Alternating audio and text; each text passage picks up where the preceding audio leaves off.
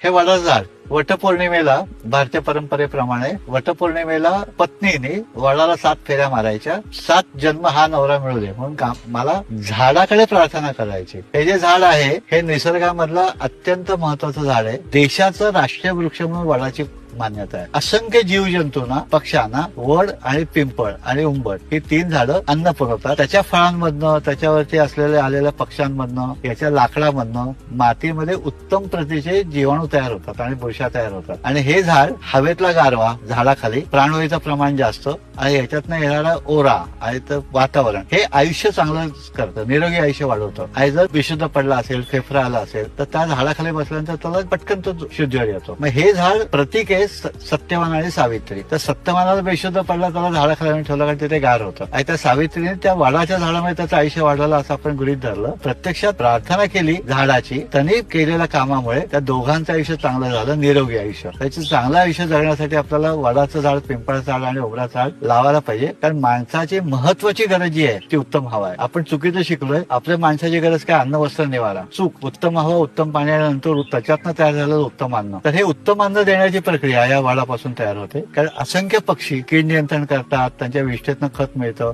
आणि ही माती अत्यंत समृद्ध जीवाणू असलेली माती असते. ही माती जर मी शेतात घातली तर शेतामध्ये जीवाणूंचं कल्चर तयार होतं. आणि वड म्हणजे कल्चर, संस्कृती म्हणजे वड, प्रतीक येते.